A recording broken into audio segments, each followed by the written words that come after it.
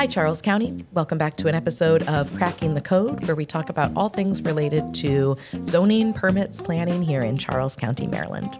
As always, we are joined by our wonderful county attorney, Liz Theobalds. Liz, thanks for being here today. Hello, and thank you so much. Also joining us today is Kyle Redden, who's our Planner 3 with the Department of Planning and Growth Management. Kyle's going to talk to us today about critical area zoning. So, Kyle, thanks for coming in. Absolutely. Kyle, when I was preparing for this episode, I felt like when we talked about critical area, it's almost like you guys are like the zones within the zones, right? Like it's like take all of the zoning regulations and then add some more on top. Is that an accurate way to say it? Yes. So we're going to dive into what that means and what that looks like for the critical area. But start, please, by telling us first, how long have you been with county government? I've been with county government about 9 years now. Awesome. Thanks for your service. And we were just talking before we hit record, you have a special anniversary personally coming up in January, yeah? Yes, my son is turning 1. Excellent. Well, I hope you've already started talking to your son about future employment with Charles County government, that it's a great place. Like, we want you to grow up here. We want you to stay here. It's a great place to work. So yes. Make sure that that's part of the first birthday celebration is that good recruitment talk, right? Thank you, Kyle. So Kyle, tell us about when we say critical area, what does that mean and how does it relate to zoning code here in Charles County? Yes. So the critical area is 1,000 feet from any tidal waters or tidal wetlands in the county. So it's basically the shoreline of the county. It's a lot of the area around the outside. It's the Wicomico River, the Patuxent River, Port Tobacco, Nanjamoy, some of the Mattawoman Creek, and the Potomac as well. And it's just an area in which there's special regulations, like you said, kind of zoning on top of zoning, that were put in place by the state.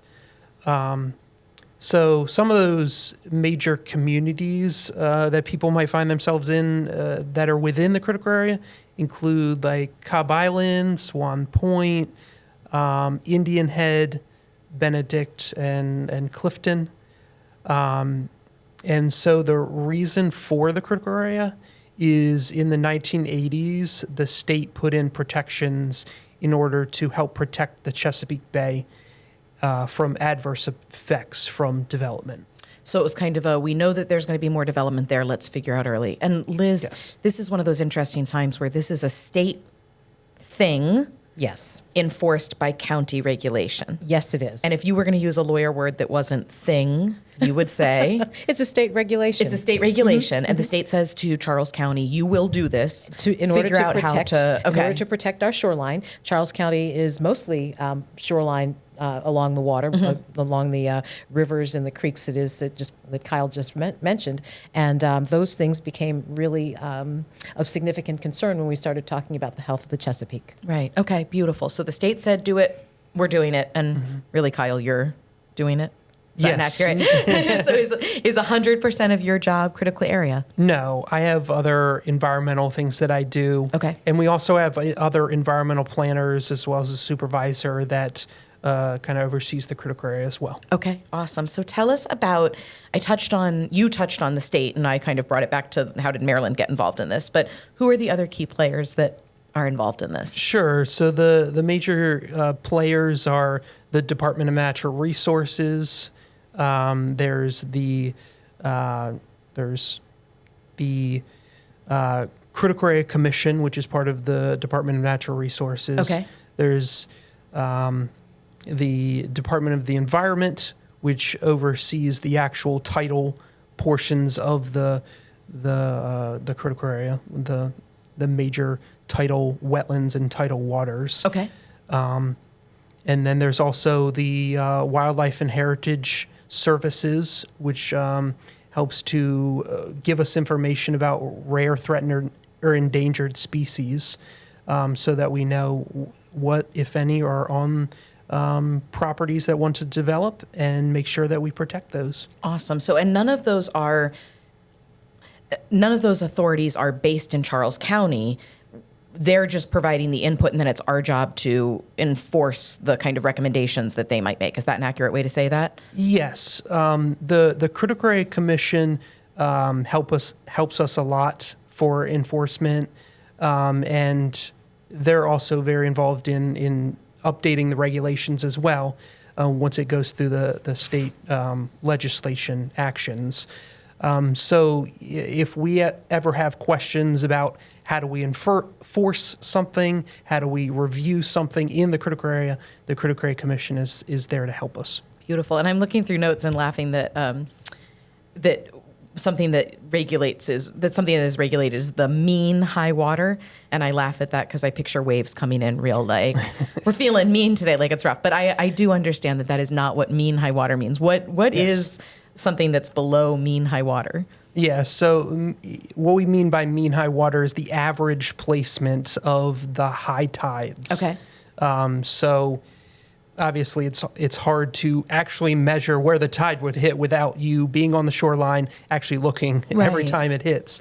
But generally, where you see that debris line is usually where we know mean high water is. And for some properties, it's actually very easy because they have like a bulkhead or some type of shoreline erosion control method, such as maybe rock structure, that would tell us, yes, the water is hitting exactly at this place. So what are we looking for when we've identified what the mean high water is? What are we trying to figure out? So that's the place in which we determine both the critical area and farther along, what's more protective is actually the critical area buffer. Okay. So the critical area would be measured 1,000 feet off that mean high water where the tidal waters hit, as well as the critical area buffer is measured the first 100 feet from the mean high water. Gotcha. Okay. Awesome. So, and I'm looking that when I do Citizens Academy, this is one of the things that always we joke like this is why people can't stand government because it's so complicated. Charles County government has a critical. We maintain the critical area, but if you live in the town of Indian Head, the town also has regulations. Yes, okay. They have their own jurisdiction. Okay. So they regulate their town area of the critical area. So any specific questions, I would suggest contacting the town planning. If it's Indian Head specifically, Yes. we play a game in Citizens Academy where is this county government or is it not? And the questions are always really confusing because it's like, what if I needed to pay my water bill? And it's like, yes, it's Charles County government, but not if you live in the town of La Plata. Like, it's just, there's so much stuff for people to digest. So I appreciate you breaking it down like that. Tell us about the permitting process for that. So if somebody wanted to build, redo, rehab, do something in the critical area, how does that work? Yeah, so any development, including building, placing of a hard surface, clearing of trees, any of that in the critical area requires a permit. So you would need to come, you can apply online, but basically apply with the Charles County Permits Office or possibly the planning office for a specific permit for what you want to do. Whether that be something as simple as putting up a shed, so that we can make sure that the critical area regulations are abided by. So Liz, we've done a bunch of episodes where we've talked about that permit process. Like if you're going to build this, you need a permit. Absolutely. This is the same thing. Just This is exactly the possibly same thing. with some added. with some added Okay. features. Just as Kyle said, there is a concern for impervious surface areas. Every time it is that you're trying to add a building, you're trying to pave something within that 1,000 feet inland from the mean high tide is when it is you're going to need to get that permit so that Okay. so that they can evaluate what it is what is permissible, whether or not there's a certain percentage of the property that can be covered by impervious surface. So I have a property, I want to put a shed up. How do I know if I'm in the critical area? Is it my responsibility as the property owner or renter? Is it the government's responsibility? Who should know this and how do I find that out?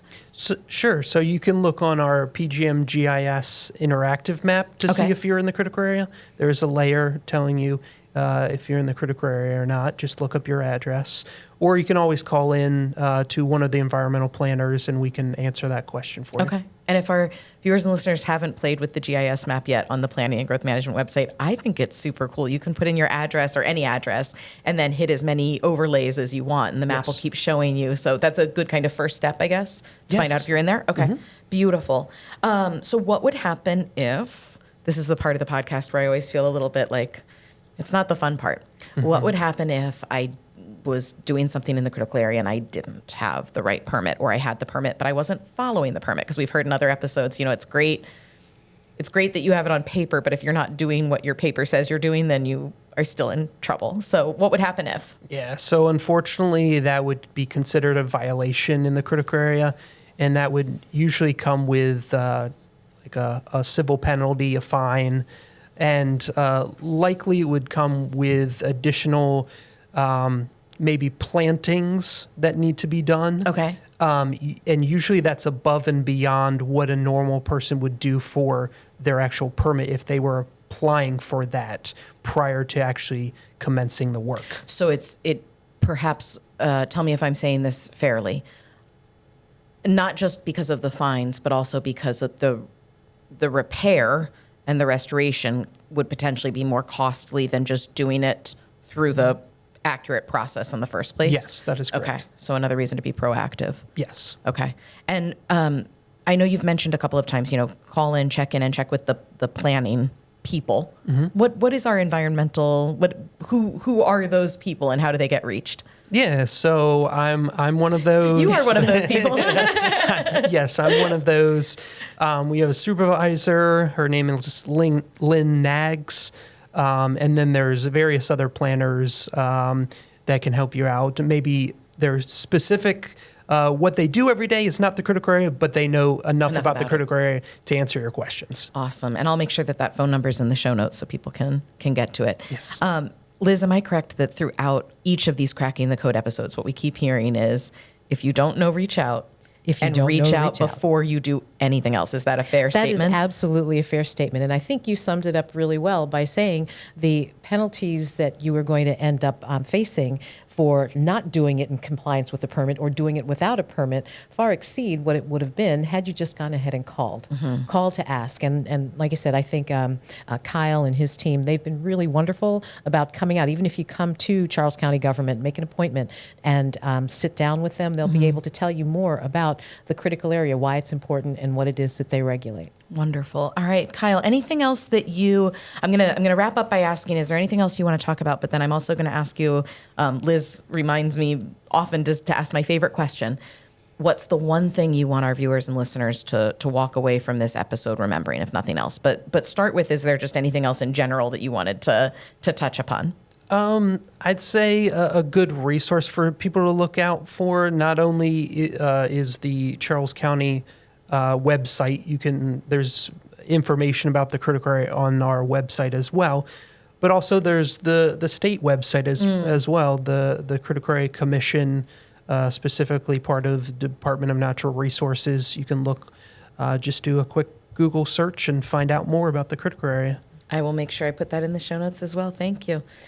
Go ahead, Liz, please. I just wanted to make sure it is that we also stayed somewhat with the theme of what it is that we've been doing. A lot of times you hear about inspections and compliance and why it is that it's important. One of the other things that we also see is that, like I said, just like in other episodes, there are inspections that will be done. A lot of times inspections are things that have to occur as part of the permitting process, but also keeping in mind that inspections also happen when other neighbors may feel that you are not doing something that they may have had to do and might have been costly for them to do. So once again, inspections end up happening, and it's not the county being the bad guy. It's making sure that we're in compliance with the state, federal regulations as to the critical area. So let's see if, Liz, I'm putting you on the spot. I'll see if you give me lawyer eyes.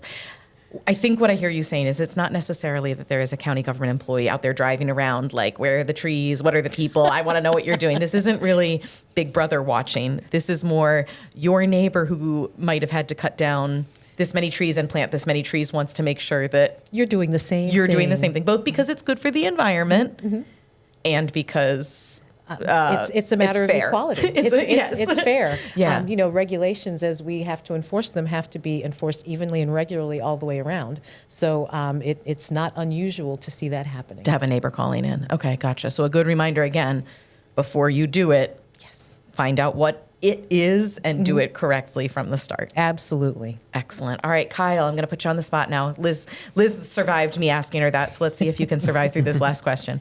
What's the one thing you'd want people to walk away remembering after watching or listening to this? Yeah, I think just making sure that if you are planning a project in the critical area, that you take extra time to not only learn about the critical area, but during the permit process as well. So normally if there is a critical area project, it is going to take a little bit more time than say a project outside the critical area. Gotcha. So even if you're doing everything perfectly, it still is going to require a little bit of extra effort. Yeah, sometimes we have coordination with the critical area commission based on a certain amount of disturbance for the project or just where it's located, and therefore that communication and review may take extra time.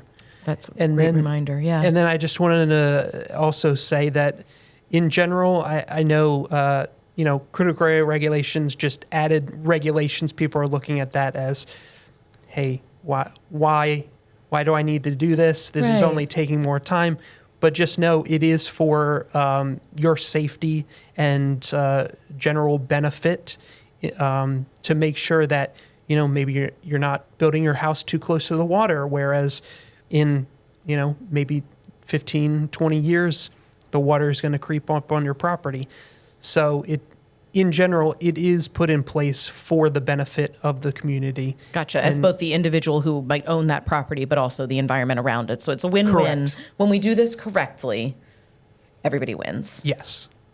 Awesome. All right, Liz, anything else you want to touch on? No. Anything else critical you want to say? I had for to the do critical it once. area. I'm sorry. Anything critical for this episode for the critical No, area? but I think Kyle really covered it, and particularly as to the importance to the community at large. People move here and they're like, oh my, I have this beautiful waterfront place. Right. I want to put in this pier. I want to go ahead and build a triple layer deck. And we've got some regulations which are there, and people look at them sometimes as though it's really just an inconvenience, but it's really for your own safety and for the protection of the community. Gotcha. And I'm thinking back to a previous episode where we heard, when you buy your house, before you buy, know what it is. So to go back, Kyle, to your part of check out that GIS map as you're looking for what home you might want to purchase or where you think you want to build, so that you know what you're getting into and what those regulations would look like if you have that extra set of regulations through critical area. Yes. Awesome. Well, I want to thank you both so much for being here. Kyle Redden, who's one of our planners in the Environmental Division for Planning and Growth Management, and Liz Theobalds from the County Attorney's Office. Thank you both so much for joining us. Thank you for having me on. Thank you so much for tuning in and hearing more about the regulations, the zoning, and the permits that are in Charles County, especially in areas like our tidal areas near the water and our critical area zone. You can always go back and watch and listen to other episodes, and of course, there'll be new content coming your way. In the meantime, Charles County, take care, stay safe, and stay engaged. Thanks for listening. If you like this podcast and want to hear more, search Charles County Government on Apple Podcasts, Spotify, or wherever you get your podcast. And be sure to like and subscribe. We're also available on YouTube. Search Charles County Commissioners. And stay connected for all county news, information, and programs by visiting www.charlescountymd.gov/stay connected.